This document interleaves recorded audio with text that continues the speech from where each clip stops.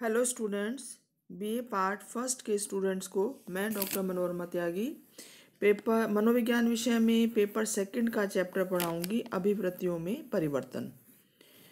इससे पहले चैप्टर में मैंने आपको बताया था कि अभिवृत्तियाँ किस तरह से निर्मित होती हैं, और अगर देखा जाए तो जिस तरह से अभिवृत्तियाँ निर्मित होती हैं उन्हीं माध्यमों से उनमें परिवर्तन भी संभव है। तो अभिवृत्तियाँ वैसे देखा जाए काफ़ी कुछ स्थायी होती हैं, परंतु समय के साथ, अनुभव के साथ इनमें परिवर्तन भी संभव है और ये अर्जित होती हैं क्योंकि समाज में रहकर व्यक्ति इन्हें सीखता है। तो जो सीखी हुई चीज़ें हैं उनको कई बार अनसीखा भी किया जा सकता है या उनमें परिवर्तन भी हो जाता है। तो अभिवृत्तियों के संबंध में क्रच और क्रचफील्ड का कहना है कि अभिवृत्ति परिवर्तन को कुछ कारक प्रभावित करते हैं, जिनमें से कुछ प्रमुख इस प्रकार से हैं। तो अभिवृत्ति परिवर्तन अनुकूल भी हो सकता है और प्रतिकूल भी हो सकता है। जब किसी अभिवृत्ति में परिवर्तन अभिवृत्ति की कर्षण शक्ति जो वैलेंस है उसके अनुकूल होता है तो ऐसे परिवर्तन को अनुकूल परिवर्तन कहते हैं। जैसे यदि अभिवृत्ति किसी व्यक्ति किसी वस्तु के प्रति धनात्मक है तो और अधिक धनात्मक हो जाए, या अगर ऋणात्मक है तो और अधिक ऋणात्मक हो जाए, इसको अनुकूल परिवर्तन कहेंगे। प्रतिकूल परिवर्तन वो होता है जब किसी व्यक्ति किसी वस्तु के प्रति हमारी धनात्मक अभिवृत्ति है, परंतु कुछ अनुभव होने से या कुछ नया सीखने से उनमें परिवर्तन हो जाता है कि वो नकारात्मक प्रवृत्ति में परिवर्तित हो जाती हैं। इस तरह का जो परिवर्तन है, जब धनात्मक प्रवृत्ति ऋणात्मक बन जाए, उसको कहते हैं प्रतिकूल परिवर्तन। तो अभिवृत्ति परिवर्तन को प्रभावित करने वाले जो कारक हैं उसमें सबसे पहला जो मुख्य कारण है वो है जन माध्यम या संप्रेषण, मास मीडिया और कम्युनिकेशन। पत्र पत्रिकाएं, समाचार पत्र, रेडियो, टेलीविज़न कुछ ऐसे जन माध्यम हैं और संप्रेषण के साधन हैं। इन साधनों के द्वारा किसी देश के अधिकांश व्यक्तियों पर तक सूचना पहुंचाई जा सकती है और इन साधनों द्वारा बार बार सूचना देकर उनकी अभिवृत्तियों का परिवर्तन किया जा सकता है। उदाहरण के लिए सरकार परिवार नियोजन की योजना जैसे चला रही है तो उसके लिए बार बार प्रचार कर रही है, जिससे कि लोगों का इसके प्रति अभिवृत्ति परिवर्तन हो। इसी प्रकार से पीटरसन और थर्स्टन ने अमेरिकन बच्चों की अभिवृत्ति परिवर्तन पर चलचित्रों के प्रभाव का अध्ययन किया। इन्होंने ये देखा कि चलचित्रों के माध्यम से इन बच्चों की अभिवृत्तियों में परिवर्तन जल्दी हो जाते हैं। शेरिफ और शेरिफ का भी कहना है कि आज के अत्यधिक जटिल समाजों में व्यक्ति और समूह दोनों ही संप्रेषण की विभिन्न विधियों द्वारा अपनी अभिवृत्तियों के निर्माण का परिवर्तन करते हैं और परिवर्तन भी करते हैं। तो समाचार पत्र, पत्रिकाएं, पुस्तकें, रेडियो, टेलीविज़न, ये जो है ये लोगों को प्रत्यक्ष या अप्रत्यक्ष रूप से प्रभावित करते हैं।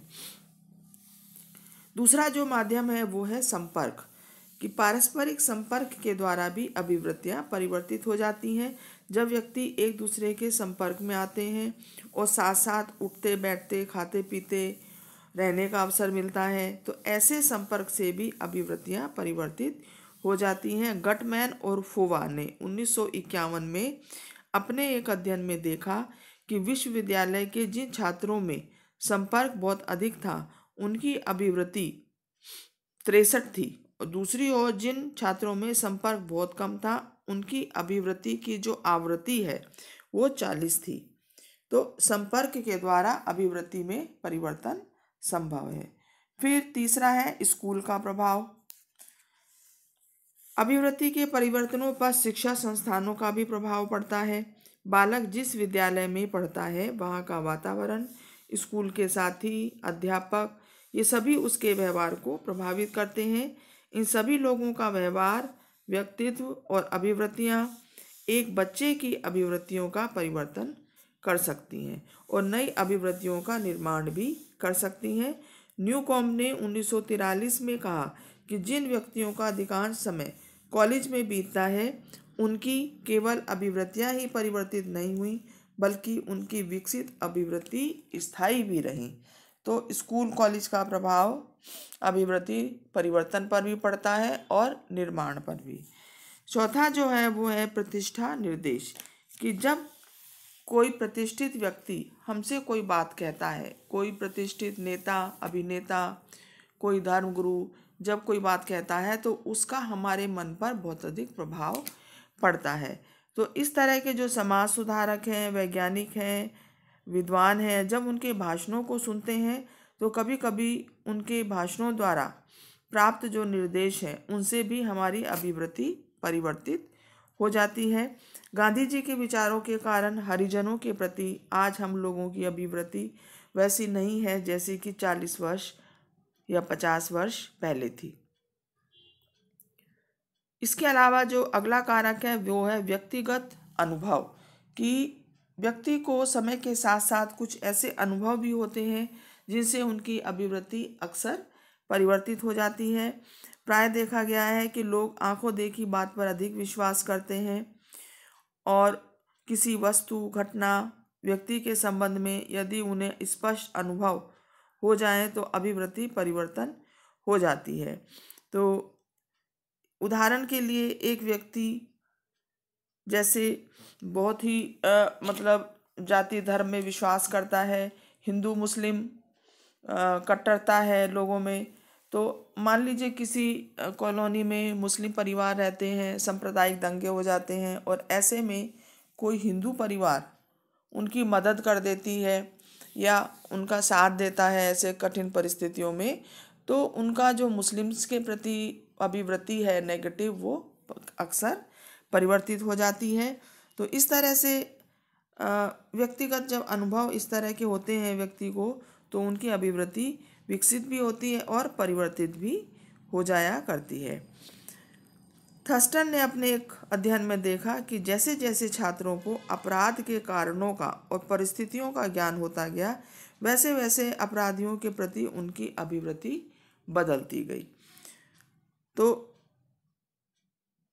इसी प्रकार से पैट्रिक ने 1936 में अपने एक अध्ययन में देखा कि जब किसी जाति या संस्था के साथ किसी की घनिष्ठता बढ़ती है तो उसकी अभिवृत्तियां भी उनके प्रति सकारात्मक बन जाती हैं। अगला जो कारक है वो है संस्कृति। संस्कृति हमारे व्यवहार को प्रभावित करती है बहुत हद तक, और टेलर का कहना है कि संस्कृति वह जटिल पूर्णता है जिसमें ज्ञान, विश्वास, कला, नैतिकता, कानून, रीति रिवाज, समाज के सदस्य के नाते मनुष्य को अर्जित अन्य योग्यताएं और आदतें भी सम्मिलित हैं। तो प्रत्येक समाज की संस्कृति अलग अलग होती है। संस्कृति के अनुसार भी अभिवृत्तियों का विकास और परिवर्तन होता है। भारत के लोगों में हरिजनों के प्रति जो अभिवृत्ति है वैसी अभिवृत्ति अमेरिका या इंग्लैंड के लोगों में हरिजनों के प्रति नहीं है। संपूर्ण रूप से संस्कृति किसी भी समाज के सदस्यों के जीवन के प्रत्येक कार्य में स्पष्ट रूप से दिखाई देती है। तो हम कह सकते हैं कि जो संस्कृति है उससे अभिवृत्ति का निर्माण भी होता है और परिवर्तन भी होता है।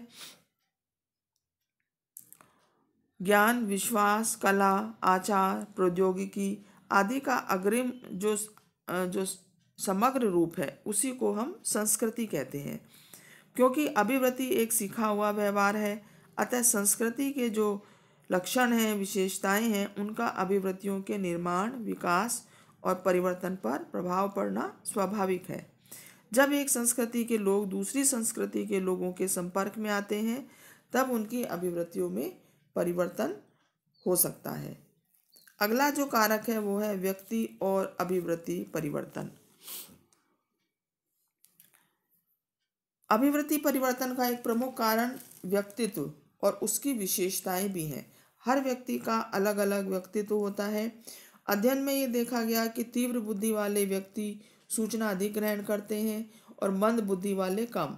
अधिक बुद्धि वाले व्यक्ति का मूल्यांकन मंद बुद्धि वाले व्यक्तियों की अपेक्षा शुद्ध ढंग से होता है और अधिक बुद्धि वाले व्यक्तियों में अभिवृत्ति परिवर्तन अनुभवों के आधार पर अधिक होता है, जबकि कम बुद्धि वाले व्यक्तियों की अभिवृत्ति का परिवर्तन प्रचार से सूचना ग्रहण करने पर अधिक निर्भर करता है। तो व्यक्तित्व की जो विशेषताएं हैं, बुद्धि, रुचि, अभिक्षमता, इन सब का प्रभाव भी हमारे अभिवृत्ति परिवर्तन पर पड़ता है। अगली जो विशेषता है वो है समूह का प्रभाव।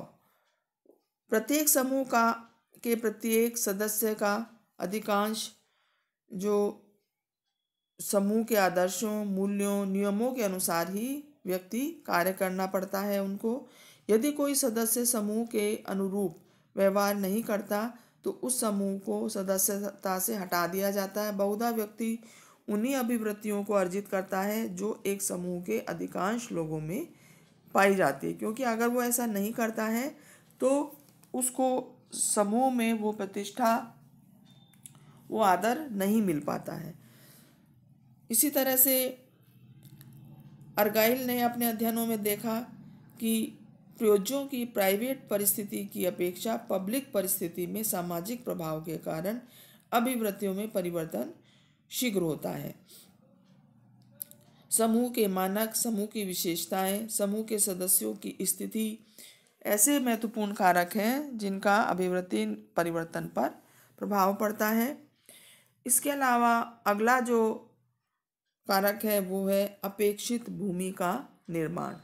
अपेक्षित भूमि के निर्माण का अर्थ है कि समूह के एक सदस्य से समूह जिस भूमिका या रोल की आशा करता है उसको अगर वो पूरा करता है तो अभिवृत्ति समूह के सदस्यों की उसके प्रति व्यक्ति के सकारात्मक रहती है। उदाहरण के लिए व्यापारी से अपेक्षा की जाती है वह अमीर, गरीब, जाति पाति, काले गोरे आदि के आधार पर अपने खरीदारों से व्यवहार नहीं करे, वरन व्यवहार करते समय व्यापारी अपने सभी खरीदारों से समानता का व्यवहार करे। इसी तरह से अध्यापक से भी इसी प्रकार की भूमिका का निर्वाह की अपेक्षा की जाती है और इस प्रकार की भूमिका निर्वाह भी अभिवृत्ति परिवर्तन को महत्वपूर्ण ढंग से प्रभावित करती है। इस दिशा में हुए अध्ययनों से ज्ञात हुआ है कि अभिवृत्तियों में परिवर्तन भूमिका निर्वाह द्वारा भी प्रभावित होता है। अभिवृत्ति संबंधी विश्वास को भूमिका निर्वाह अधिक सार्थक ढंग से प्रभावित करता है। ये कुछ अभिवृत्ति निर्माण की परिवर्तन की कुछ विशेषताएं हैं। इसके अलावा अभिवृत्ति की विशेषताएं भी महत्वपूर्ण ढंग से प्रभावित करती हैं। अभिवृत्ति की कुछ प्रमुख विशेषताएं जो परिवर्तन को प्रभावित करती हैं वो है एक्सट्रीमनेस, चरम पर होना। यह अध्ययन में देखा गया कि चरम प्रवृत्तियों में परिवर्तन कम होता है। जो तीव्र प्रवृत्ति होती हैं अभिवृत्ति, उनमें परिवर्तन कम होता है। एक अन्य कारक है संगति। संगति अभिवृत्ति की वो विशेषता है जिसके द्वारा अभिवृत्ति में परिवर्तन होता है। ये देखा गया कि अभिवृत्तियों में यह विशेषता जितनी अधिक होती है, अभिवृत्तियों में स्थिरता उतनी ही अधिक होती है। इस तरह से अभिवृत्तियों की विशेषताएं भी परिवर्तन को प्रभावित करती है। तो स्टूडेंट्स, आज मैंने बताया आपको अभिवृत्ति में परिवर्तन किस तरह से होता है, अभिवृत्तियों के परिवर्तन को कौन कौन से कारक प्रभावित करते हैं, और मैं समझती हूँ आपको ये टॉपिक समझ में आ गया होगा। नेक्स्ट वीडियो में नेक्स्ट टॉपिक के साथ फिर मिलते हैं students. Thank you so much students.